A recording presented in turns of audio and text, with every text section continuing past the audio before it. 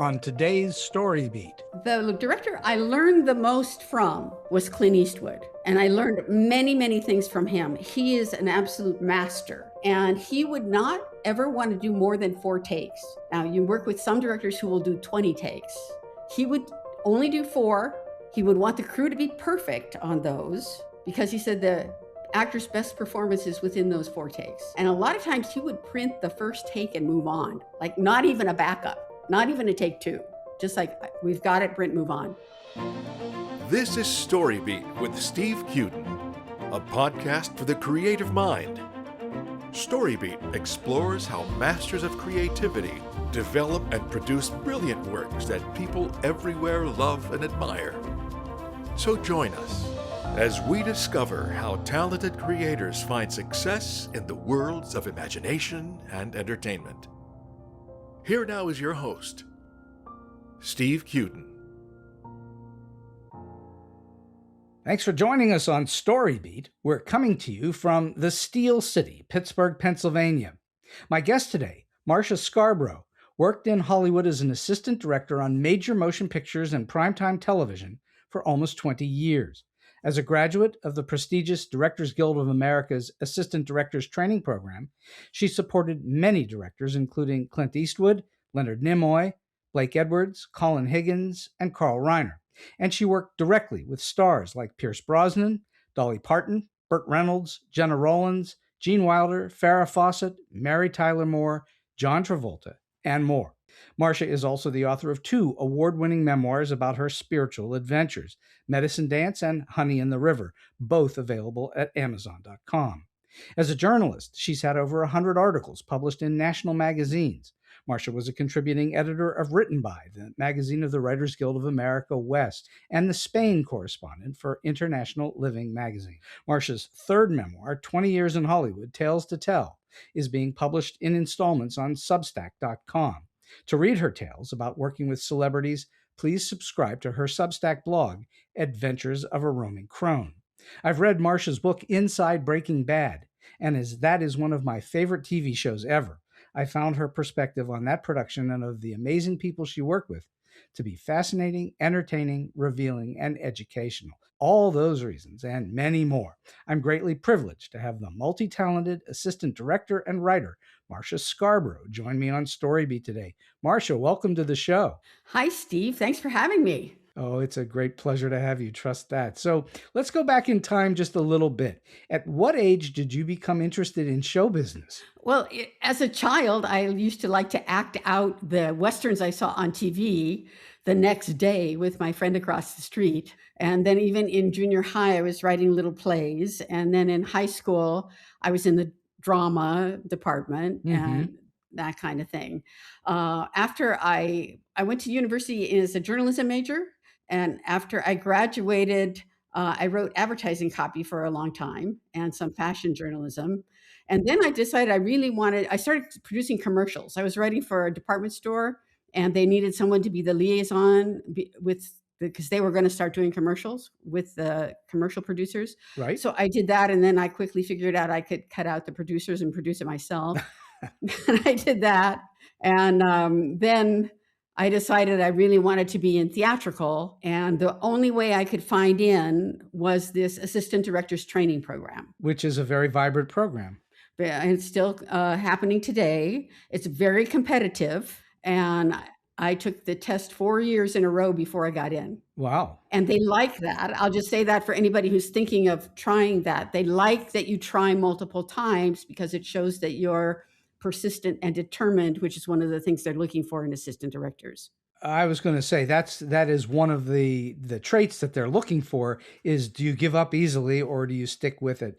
Can you take rejection? Can you take rejection? Well, when I applied to graduate school at UCLA's screenwriting program, they accept very few people on their first try. It's the same thing. They want to see if you want to stick to it or not. So I think that's a bit of a good proving ground for yourself, isn't it? It is, and it's a skill you're going to need. You're going to need to be able to let things roll off your back if it doesn't go your way. We're going to talk more about being an AD in a bit, but yes, that's for sure. You need to have that ability to have a thick skin and not let things really trouble you too much, especially when the pressure's on. So when you went to school, where did you go to school for journalism? I went to USC. I had a scholarship to the journalism school. And I was a USC undergrad mate. This was undergrad too. In theater. So I don't know what people call me. They're either calling me a Brojan or a truant. I don't know what I am because I'm in both camps. So when you were at school, you were learning how to write at that point. So that's been a part of your training for quite some time. And I wrote for the high school newspaper and won awards for that. So yeah, I've always been writing. Well, what told you as you were doing this, at what point, whether in school or out, did you think to yourself, you know what, I am a pretty good writer? Did you have an epiphany like that where you knew you were decent at it? Well, I think I kind of, even in high school, because I had won some awards, I knew I was pretty good at it. Got it. So yeah. Early on, it wasn't something that you had to think about very long in your life. You knew early on that you were decent at it. Yeah. I don't tell many people this, I actually wanted to be an actress, but everyone said you'll never make a living and you're not pretty enough and all that. And I was good at journalism too. And that seemed like it was more practical. So that's the way that I went. Well, the legion of humans who have been told they shouldn't go down that road is massive. And the truth is that's actually pretty accurate. Most people don't succeed at it, correct? Yeah. Yeah. It's a very difficult business. It's a very precarious life, I think. Well, being an AD is a precarious life too. And being a writer of, blogs or whatever, that's a precarious life. There's no stability in it. There's no certainty to it. Unless you suddenly find yourself super famous and in demand, which is really rare. And a lot of that is luck. And a lot of that is, in fact, luck. Because there are really a lot of fine actors, directors, producers, writers, etc., who just don't catch that break. And that's just the nature of Hollywood, show business, whatever you want to call it. Do you think of yourself primarily as a storyteller? Yes, absolutely. Because all of those things are telling stories, acting, writing, magazines.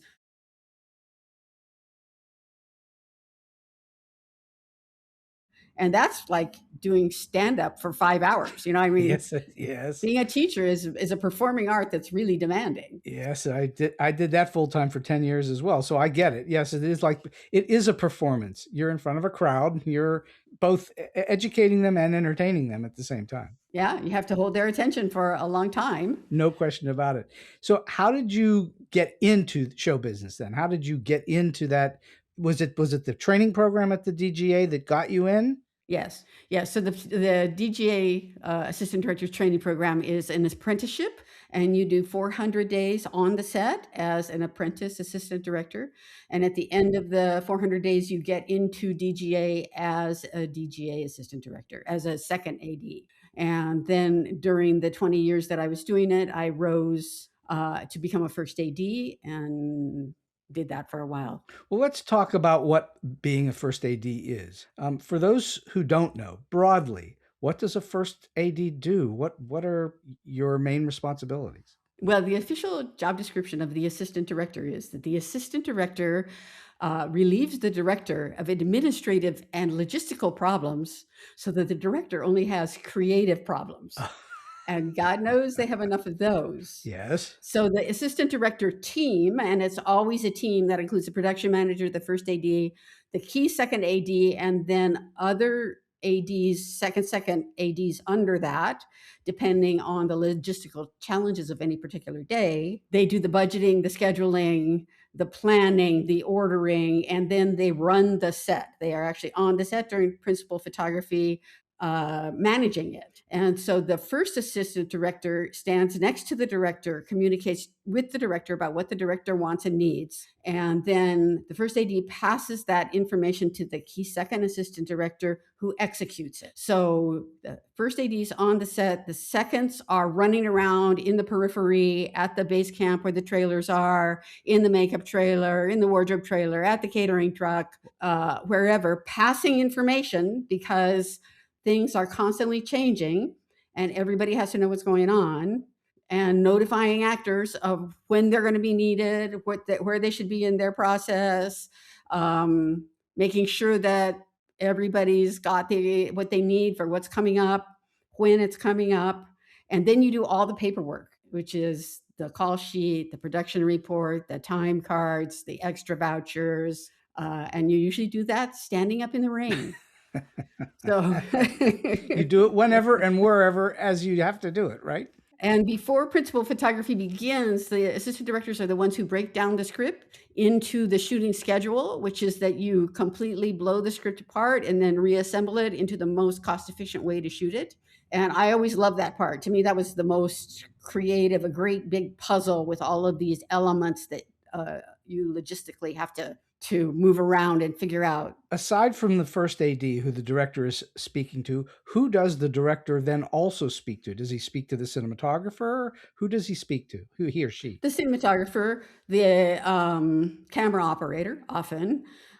He speaks to all the actors giving directions. Sure. He probably may consult with the art department, although a lot of that will go through the first AD.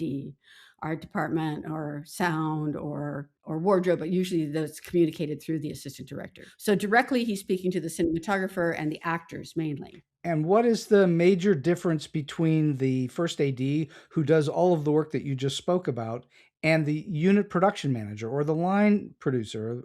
What are the differences between those responsibilities? Well, the production manager, who could also be the line producer, is in the office. And so we're on the phone to them all the time, reporting how we're doing or how far behind we are, asking for things that may have been added.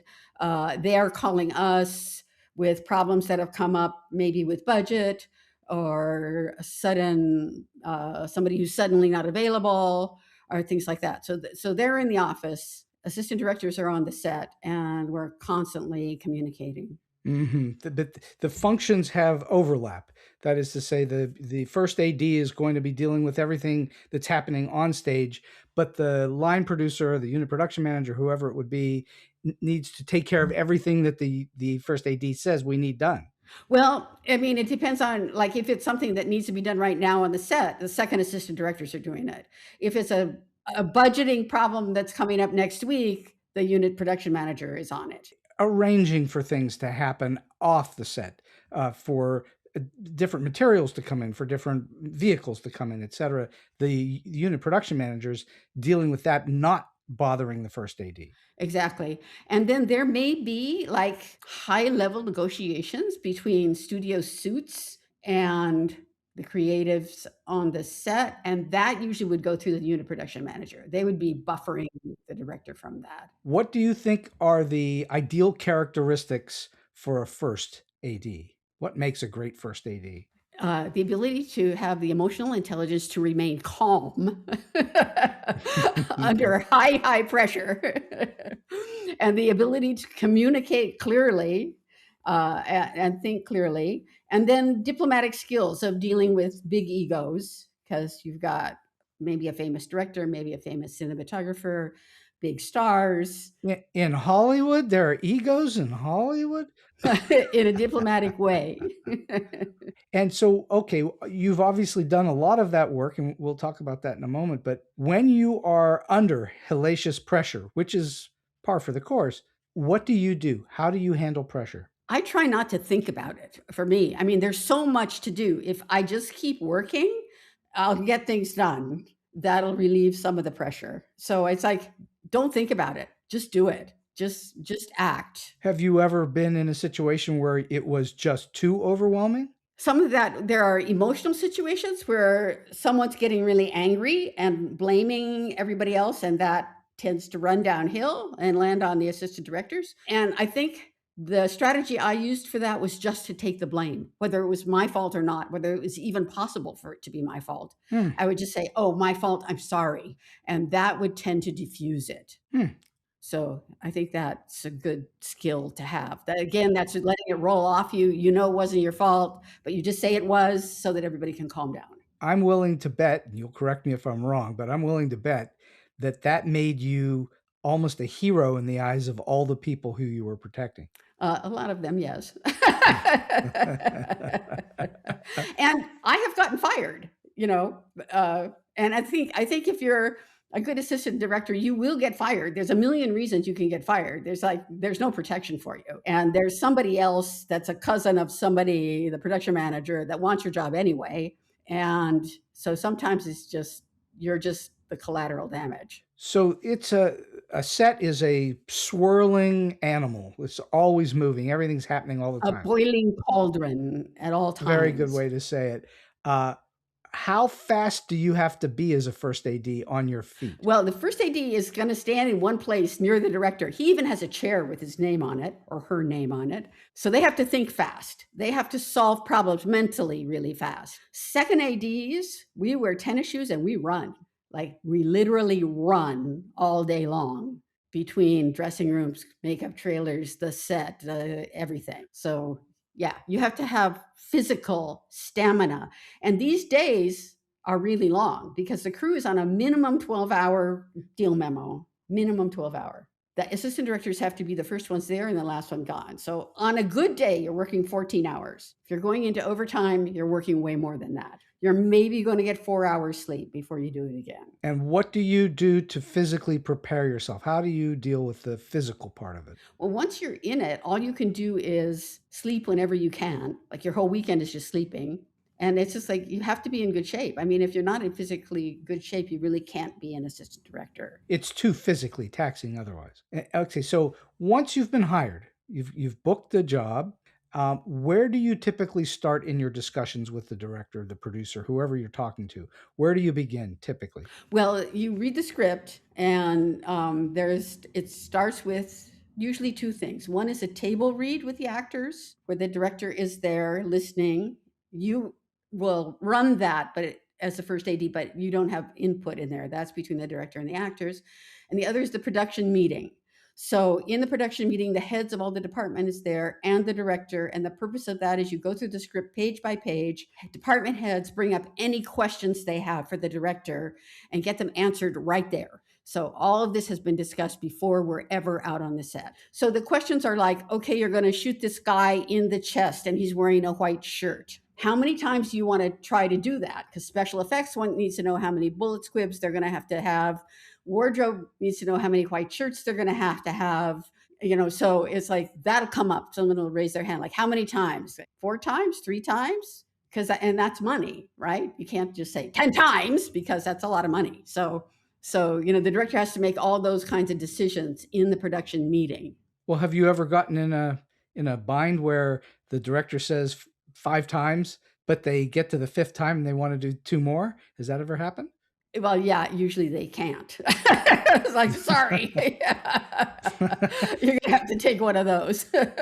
I think this is an important lesson that the public doesn't really ever know. And that is, once you see a finished movie or TV show, it is as good as it's going to get. Once it's done and out in the world, that's it.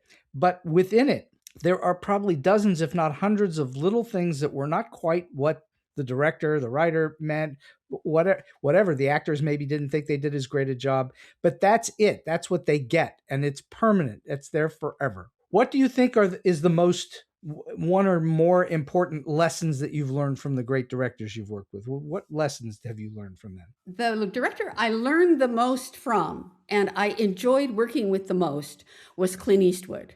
And I learned many, many things from him. He is an absolute master. And I think because he was an actor first, he has a really sympathetic approach to the actors, and he's very supportive of them.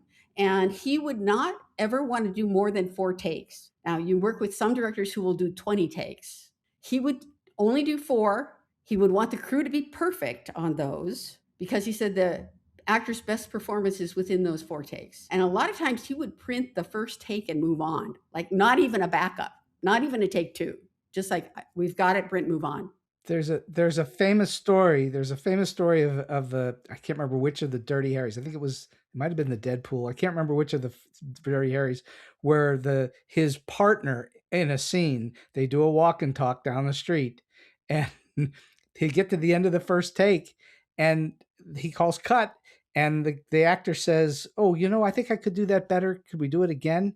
And he looks at him. He says, "Okay, everybody back to 1," and they go back to the beginning, and they do it again. They get down to the end of the take, and the actor's acting his heart out, and Eastwood says, "Okay, print 1." Because that's the way he was, right? One thing that, like an incident that I experienced, was that, the assistant directors, the other thing they do is they set the background. All of the extras that are behind the action are directed by the assistant directors. So like if you're in a restaurant, you have to make a map of where everybody's sitting, of the extras at these tables, because as the camera goes in different angles, you have to match it and put them in, right? So that it's that level of precision for editing. Sure. So we were doing a scene, it was at night, 2 men talking with cars going through the background with the headlights. So I have set the cars, I'm tracking the cars as he's shooting.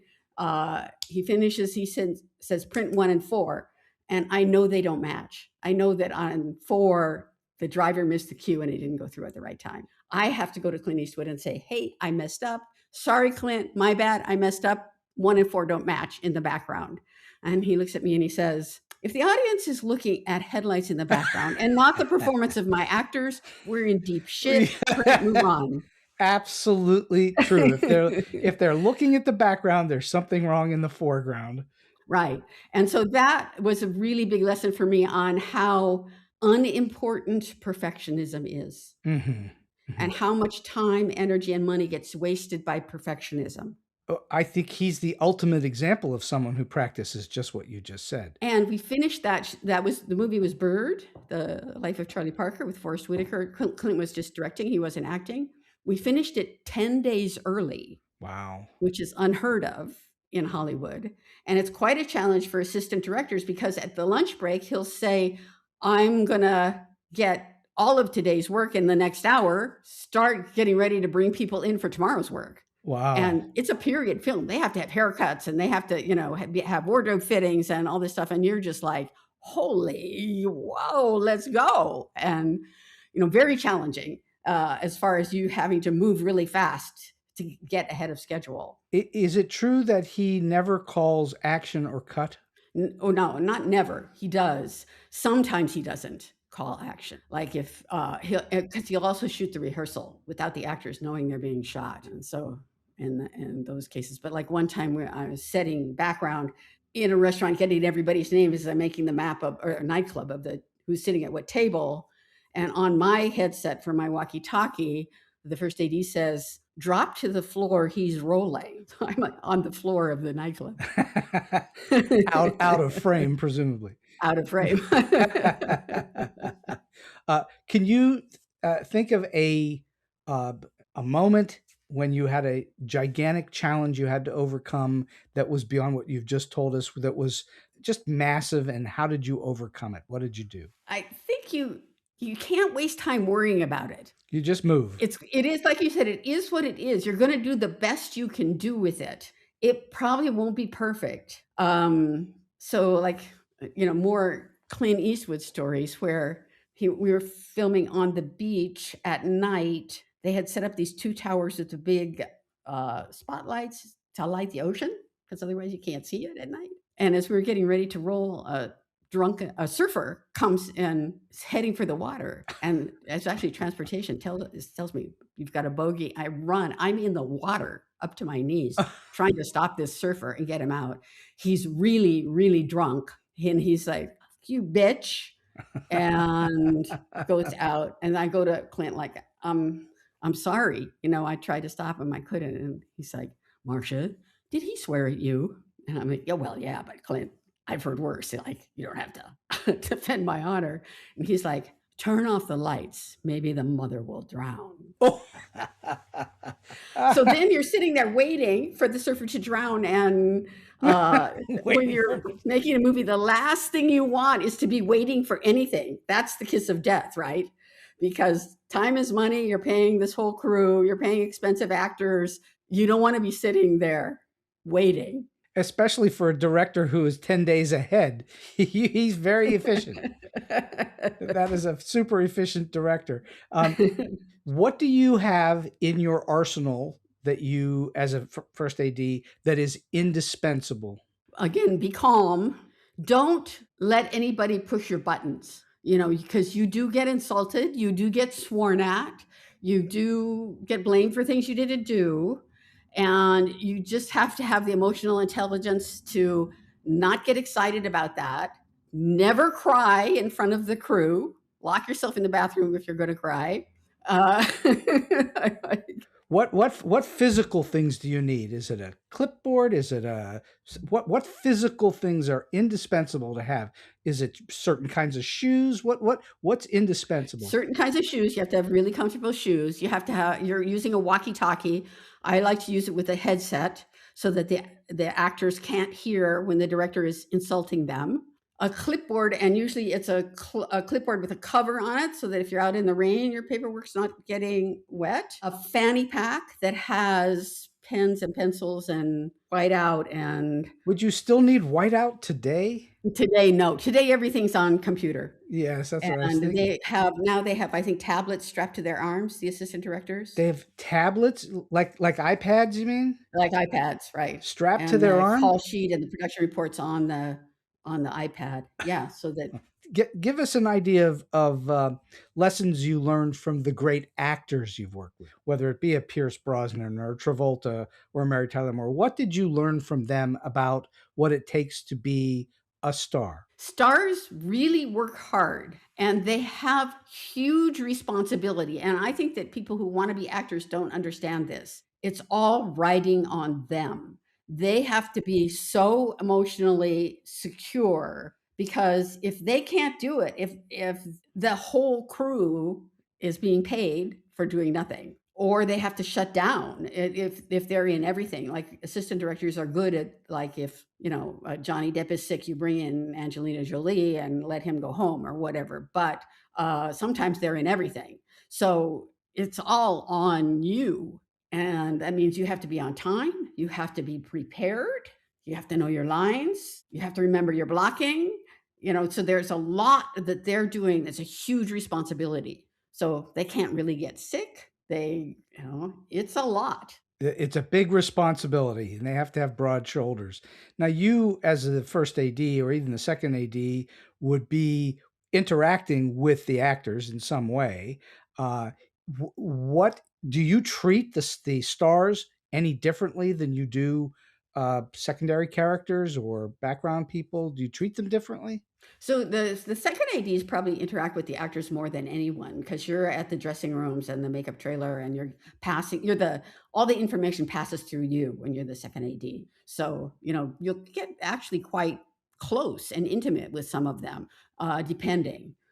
They have contractual things that have to be met, the big stars, right? A certain kind of motorhome, certain hours, maybe certain food, like considerations, and you have to meet all of those for sure.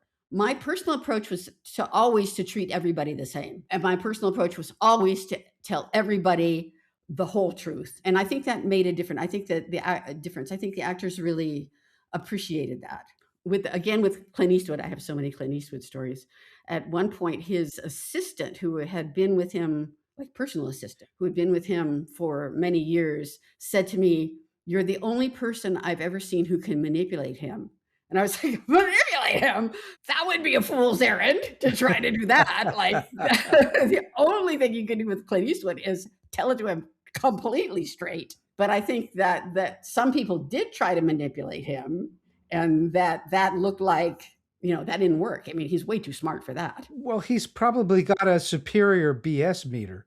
Oh, for sure. I mean, he's like a super Zen master, like shaman guy. So I think that, because I was just always like completely straight about what's going on, that I think he had a sort of rapport with me that there were other people he didn't trust. So You somehow managed to get him to find respect for you, and in doing so, he then treated you like, yeah, you know what you're doing. I'm going to talk to you like you know what you're doing. also, he's very intuitive. He works from a really, that in the way that he's really quiet like that.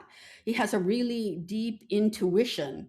He doesn't like to talk. He doesn't like to try to explain things to people. And so I kind of picked up on that. And like, for me, it was like, be quiet, look where he's looking, pay attention to what he's paying attention to. And so then I think he felt like he didn't have to explain things to me. He could say just like, Marsha, and a point, and I would see what he was seeing and go take care of it. Like I would call it maybe mindfulness. Like he's like so aware of everything, so intuitive about what could happen. Because assistant directors, you're trying to anticipate. This is the name of the game. Anticipate the problem and fix it before it happens. So give us a difference between Clint Eastwood, who's of a very specific attitudinal thing. He's who he is. He's very secure in who he is, and everybody knows who he is, as opposed to a Blake Edwards or a Carl Reiner, where you're probably doing more comedic things. What are those differences like? Well, Blake Edwards was also always very contained. He didn't really interact much with anybody, also working from a deep intuition. Carl Reiner is more of a performer, and he would kind of get up there more and try out jokes and be more entertaining, kind of. Also, sometimes you work with really bad directors. This is one thing that oftentimes in those cases, the assistant directors know more about making the movie than the director. And you're sort of coaching the director into doing his job, So you can also learn a lot from really bad directors on what not to do. Well, frequently you learn much more from things that are fails than are successes, because you're seeing what not to do, and that can spur you on. So without naming names, give me an example of something that was a bad director thing. What happened? Well, one time we were, I was a key second, and the first AD and I were in a van with the director scouting locations for car drive-bys, right? Where you're just filming the police car going by or something. Mm-hmm. And so we're in the van driving, and the director says to the first AD, how many shots are in this scene? Oh my goodness. That's a bad sign. That's a bad sign, because he's supposed to tell us how many shots are in the scene. And so we didn't respond, and we kind of looked at each other, and then he said it again, like really irritated, like, how many shots are in this scene? And the first AD said, 4. And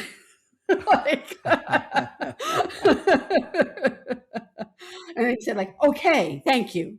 All right. So most of your work on a set is in collaboration with not just one or two, but many people. You're collaborating with many people every day, all day long, right? Yeah. And I mean, a crew is could be 100 people, like 80 to 100 people. And you might have 1,000 extras too. Right. But you're dealing with, it's in some way, shape, or form, all of the departments. Yeah, all the departments. Yeah, as assistant director, you have to know what every department does. Exactly. So what makes a good collaboration work?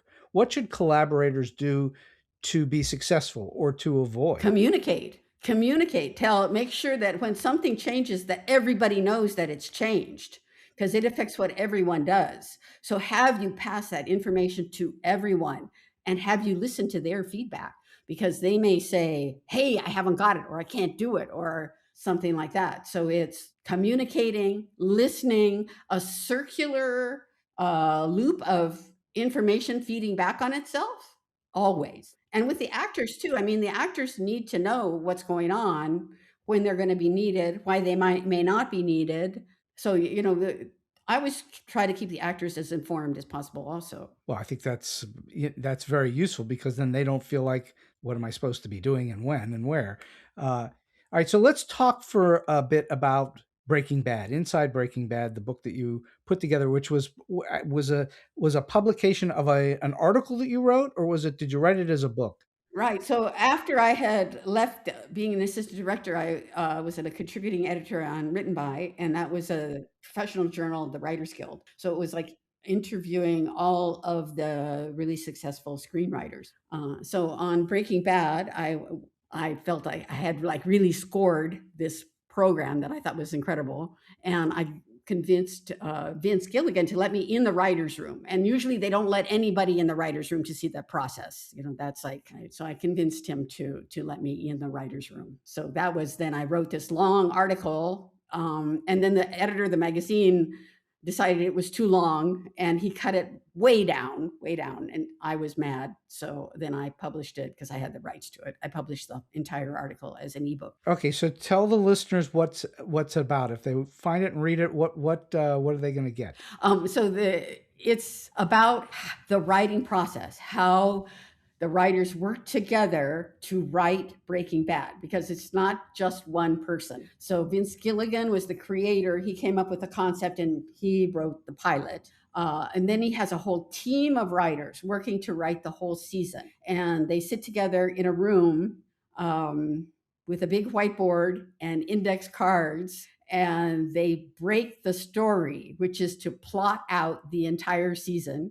After it's plotted out, then they give the episodes to individual writers to go away and write the full script. Those come back to the writer's room and get rewritten by the team. So that's the way writer's room works. So tell us about Vince Gilligan. What makes him unique and special? Vince Gilligan is a Southern boy. I think he's from Louisiana or something. And he had been on the X-Files before that, went into a fallow period, was trying to sell feature spec scripts, couldn't sell any, and was kind of desperate, and made a joke about, like, maybe I need to start cooking meth to make some money. And that sparked this like whole idea of, so again, you have your main character who has the problem. What is he going to do to solve the problem? He has a pregnant wife. He has a handicapped son. He's a high school teacher. He doesn't make any money. He doesn't have health insurance. He has cancer. He could be cooking meth. And so that was the thing that generated the whole idea that turned into Breaking Bad. And then he pitched it as Mr. Chips becomes Scarface. This is a famous line of his, which I've heard him say personally. The Mr. Chips becomes Scarface, which is totally unique at its time. I mean, people have tried to emulate it, but nobody had ever taken well, and he said his idea was to take the hero and turn him into the villain over 5 seasons. I think he always thought it was going to be 5 seasons. Nobody had ever taken a white knight and turned them into a black hat. Nobody had ever done that before. And that was the brilliant idea. And I mean, it's in a sense like almost, to me, Shakespearean or operatic. Well, it is totally. It's very Shakespearean and strikes at the heart of what everybody thinks of as classic storytelling, and yet he pulls it off so brilliantly. That whole team did, and they couldn't have done it without Bryan Cranston, who's been a guest on this show. But they couldn't have done it without him. That is a superior actor finding the heart of that character. Absolutely, totally agree. And also Aaron Paul. And Aaron Paul. That was also, he was also brilliant in that. So totally. Yeah, it was revolutionary at the time, I think. And did you need to do deep research beyond sitting in the writer's room, or was that enough for you, working on the show and then sitting in the writer's room? I didn't work on the show. Oh, you didn't work on the show. I sat in the writer's room and I went to the set and I interviewed actors on the set. I interviewed Vince Gilligan on the set and in the writer's room. So this was strictly a journalistic enterprise. Yeah. Got it. I don't know why I thought you had worked on that show, but being in the writer's room, that would be enough for me. Yeah. That was what I really wanted to do. So I did it for myself. So tell us about your other books. Tell us about what listeners can expect if they read Medicine Dance and Honey in the River. What are they all about? So those are memoirs. And in my classic midlife crisis around 40, when my parents were dying, my marriage was falling apart, I got fired from a job by somebody I really trusted. My AD career was kind of on a downhill slide. And then I had a bad mammogram. Someone said to me, there's a Native American medicine man in town doing private healings. Do you want one? And I said, at this point, I'll try anything. I have no idea what that is. So I went to this healing with this medicine man. I know now that it was energy work. At the time, I didn't know what was going on. The next day, I went for the ultrasound on this bad mammogram, and they were like, why are you here? There's nothing there. There had been a lump like the day before. So I thought, okay, this is really interesting. Whatever this guy's doing, I want to learn more about it. So I started studying with him, and like over a period of years, got pretty deep into this Native American healing methods that involve sweat lodges and these long dances where you dance for 4 days with no food or water. And it's all about vibration, right? Because we know that from quantum physics that we're made of vibration, right? We're not really solid. And so sometimes our vibration falls out of harmony. That's disease. And then these indigenous people use other sacred vibrations to realign our vibration for health, right? So this is drumming, dancing, chanting. So there's a lot of that involved. Kind of overlapping with that. So that's medicine dance, is that whole story. Then overlapping with that, I met a West African shaman from the Yoruba tradition of what is now Nigeria, and started studying with him. And he also used drumming, dancing, and chanting as his main healing modality. Interesting. But the Yorubas have a very complex and interesting mythology that, to me, echoes Jungian archetypes. And they have certain rhythms and songs and colors that invoke these archetypal energies that then you embody. And so that book has a soundtrack with it that you can get on Spotify. If you buy the book where it's footnoted, it tells you. So you can hear these songs for these different archetypal energies. Give us an example of what archetypal energies we're talking about. For example, the Orisha, which is like maybe we would say a saint, a person who's divine but not a god necessarily, was a human who ascended to a divinity. The Orisha of love and eroticism, Oshun, is the river. So fresh water is also the goddess of love and eroticism. So she has her own songs, her own dances. Her color is yellow. She likes gold things. She likes mirrors so she can look at how beautiful she is. And she likes, yellow flowers and honey. And so if you want to heal your love life, you put honey in the river. You give the goddess the honey to make her sweet. You literally put honey in the actual river. You put honey in the actual river. That's not a metaphor. That's something you actually do. It's both. It's a metaphor, and then you make it. And this is what ceremony does in all cultures. It makes abstract ideas concrete. And both books are about that, taking abstraction and turning them concrete? And using vibration, song, dance, rhythm for healing. And both books are about healing. Yeah, into entirely different cultures. Have you become a healer yourself? Kind of. I don't say that, but I say that I studied with people who were real shamans, that I saw them do amazing healing things. You don't practice that as a regular thing? I kind of do, but not on the level they did. Like, you're on different, it's a learning curve, of course. So, they're way up the curve. I'm a beginner. And as we said, both of those books are available on Amazon, so you can find them quite easily.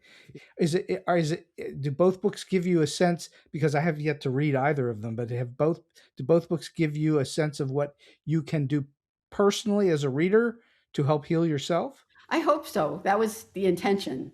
Cool. So let's talk about your Substack right now. 20 Years in Hollywood Tales to Tell. That's under, correct me if I'm wrong, it's under the Substack Adventures of a Roaming Crone. Right. And so the 20 Years in Hollywood Tales to Tell is the paid subscription under the Substack of Adventures of a Roaming Crone. And then there's also free content as well. Great. So what can people that want to pay for 20 Years in Hollywood Tales to Tell, what can they expect to find there? Well, a lot of these same stories, like I was telling about Clint Eastwood today, and more detail about what assistant directors do and how they do it. And then working with the different stars and big directors that I worked with, like one of your former guests, Norman Steinberg. I worked with Norman twice. Like, it's so cool when you say, yeah, my boss wrote Blazing Saddles. Yes. And Johnny Dangerously and My Favorite Year. So, I mean, yeah, it's pretty cool stuff. But Blazing Saddles alone is quite a calling card, isn't it? And then Mary Tyler Moore, I worked with twice. Pierce Brosnan, Dolly Parton, and Burt Reynolds on The Best Little Whorehouse in Texas. And that was also cool because the director, Colin Higgins, and you're like, oh, my boss wrote Harold and Maude and 9 to 5. Yeah, well, Harold and Maude is one of those really great gems that I think people in the know about, but I think it's generally fallen out of the public eye, and I think people should find that movie. It is extraordinary, Harold and Maude, and directed by Hal Ashby. So, I mean, just phenomenal stuff from back in the day. I mean, that's what got to be 50 years ago at this point. I'm not sure anyone could get that made today. Do you?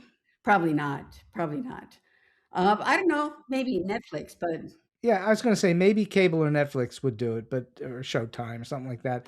But it's very hard to get that into a theater today, that kind of a story. But so my life as an assistant director, it's the good, the bad, and the ugly. I mean, sometimes you get Clint Eastwood, sometimes you get Dolly Parton, and then you have to work with Steven Seagal. I mean, and so it's like everything from the wonderful, brilliant people to just nightmare people. Do you want to tell us what the problem is with Steven Seagal, or would you rather not? Well, I certainly go into it in the book. I mean, he's one of the locations you use a lot in LA is the Greystone Mansion in Beverly Hills. Mm-hmm. And so we used it in both Bird with Clint Eastwood and Hard to Kill with Steven Seagal. And we had done Bird first. Well, the thing about the Greystone Mansion is you have to park the equipment in the parking lot, and there's a long stairway down to the house. So everything has to go up and down the stairs, including the actors, right? So they have to go up and down this big stairway all day. So Clint Eastwood was like, great, I don't have to do the Stairmaster tonight, just go up and down the stairs. Fantastic. Who was like 60 at the time, And then Steven Seagal was like, I can't go up and down those stairs. I'll get too tired. I need my Cadillac limousine to drive me from my trailer to the front door of the house.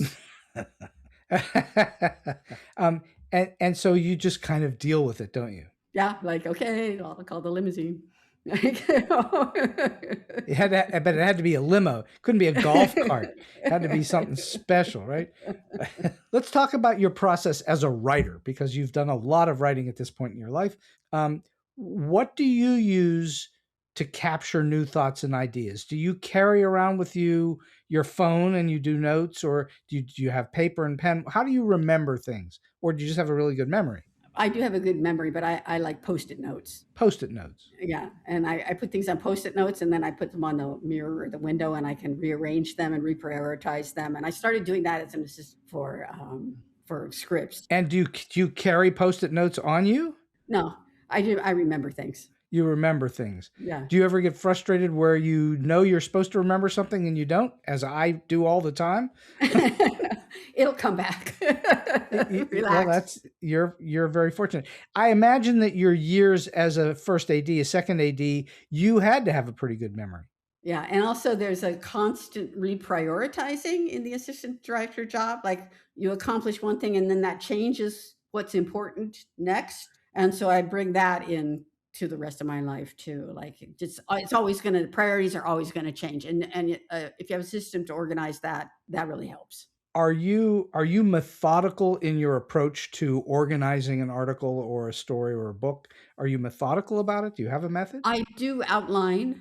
Yes. I don't know if you call that methodical, but I do. That is definitely methodical. Yeah, I do definitely outline things. So I've spoken to, I don't know, a couple of hundred writers on this podcast, and it's sort of split between those that do outline and those who do not. And I'm an outliner. I don't know how you do it without outlining. Do you? Well, no, and all the professionals I know, using cards or Post-it notes and then going to the outline from that is what all the professionals I've worked with do. I have been told in writers group that that's not creative. Oh, that's nonsense. Some of the greatest books and movies and TV shows ever written are heavily outlined. So what does that mean? Not creative. I mean, to me, you're going on a journey and you have to have a map. When you're working on a film as an AD, you know the script is your map. That's where you begin. And then your shooting schedule after you've rearranged it. Sure. And that enables you to then alter things or punt or go down a totally different road if something doesn't work. And then you didn't get that scene and you know you have to move it into one of the upcoming days. So you have to keep reprioritizing again. So you have to have organization in order to be able to reorganize. And under no circumstance can you go into a high budget production and be disorganized. That will not work. Right. So now let me just tell you about how I learned the most about writing. Dramatic writing, not like writing an article, but writing a screenplay, a novel, a play, an opera, whatever. I was working as an AD on this sitcom, and one of the character was an elderly man, and this elderly man actor named Bill Idelson. And the director, producer, Pat Hazel, a comic, told me that Bill is a famous, award-winning comedy writer. He teaches comedy writing privately in his home, and I have taken his class, and it's really great, and you should talk to him about it. So I talked to Bill. Bill started as an actor, and he played in the original Dick Van Dyke Show. He played Herman Glimcher, who was Rosemary's boyfriend, if you go back that far. So his background was acting. It's a precarious life. He went to writing. He was very successful. He won the Writers Guild Award. He acted he wrote for Odd Couple, Love American Style, Get Smart, Gomer Pyle. He wrote for all of those and won awards. So I talked to Bill about taking his class. He said, yeah, you can fill out an application. You had to make an application to be in his class. So I filled out the application. And one of the questions on the application was, have you ever been in psychotherapy? And of course, I have been in psychotherapy and marriage counseling and Jungian dream groups and everything. So I put, yes, I have been in psychotherapy. I got into the class, and it's a small group of writers. That's one reason he has to sort. And he said the reason that question is there is because he believed that if you weren't interested enough in yourself to go to psychotherapy, you are not interested enough in other people to be a good writer. Interesting. Yeah. And I noticed, and I was going to say that your interview with Dan Silverman, who's a therapist. David Silverman. Psychology and screenwriting go together very well. That is for sure. If you don't understand the psyches of others, it's pretty hard to create characters. Bill's thing was always that the comedy comes from the conflict and the characters. It's not just writing jokes. And so this was all about structuring conflict and character.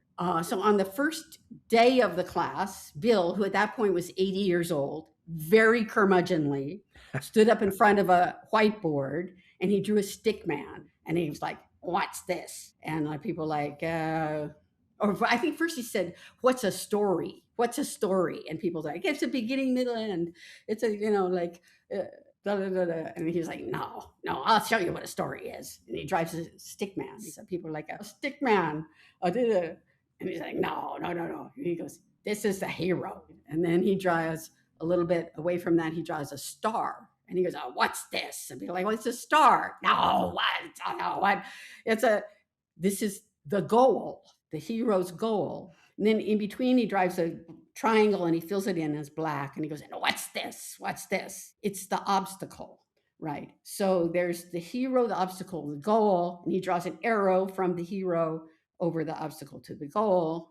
The story is this, the energy of the hero overcoming the obstacle to the goal. To make the story stronger, you increase the hero's desire for the goal and you increase the obstacle. That just stuck with me. To me, that was like a revolutionary pictogram forever burned in my mind. That's a perfect example of storytelling 101. That is for sure. That's the most basic thing. I was taught when I was at UCLA by the great Hal Ackerman, who's been on the show twice. that his thesis premise in terms of what storytelling must have is certainly conflict. And he had a wonderful formula for conflict. And the formula was C equals D plus O. Conflict equals desire plus an obstacle. And that's what this fellow was talking about. It's all about conflict and overcoming obstacles. And it's in the whole script, and it's in every scene. Every moment, every atom. There can be no moment in a story that's going to succeed, I think, that doesn't have some form of conflict and something that a character must overcome until you get to the very, very end. And then you can kind of release, but not up to that point. And it's the only way to keep the audience's attention, right? Well, and Bill would say it's like they're paying for the e-ticket ride. Right, exactly. They want to vicariously experience these emotions that they're afraid to experience in their life or whatever. And so that's you're getting their juices flowing. That's what they're paying you for. And not to be too pointed about it, but you just dated yourself by saying an e-ticket ride because nobody knows what that is anymore. E-tickets were what you paid at Disneyland to get on each individual ride. If it was the great rides, they were e-tickets. The less great rides were A's, B's, C's, Matterhorn was an e-ticket ride. An e-ticket. Right? The Matterhorn was e-ticket. Space Mountain would be an e-ticket, that kind of thing. But they don't have e-tickets anymore and haven't for quite some time. Well, I've been having just the most marvelous conversation with Marsha Scarbrough, and we're going to wind the show down a little bit. And you've already told us these tremendously funny stories, but I'm wondering if in your experiences you can share with us at least one more experience that's either weird, quirky, offbeat, strange, or just plain funny. Well, when I was studying with Bill, and then we had these...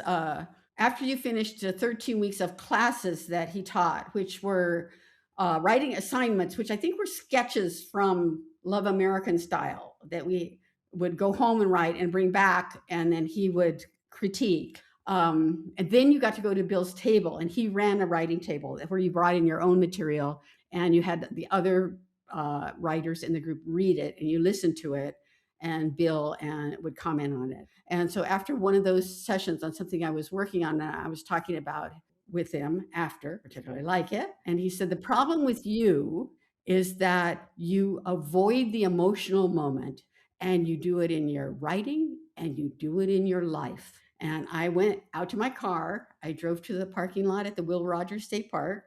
I sat in my car and cried for an hour and a half because it was so accurate. So to me, that was an example of a great teacher who's teaching you way more than how to write a script. But you also had the wherewithal of years of dealing with difficult people and their issues, and you allowed the emotion to come out, but it didn't wreck you. Right.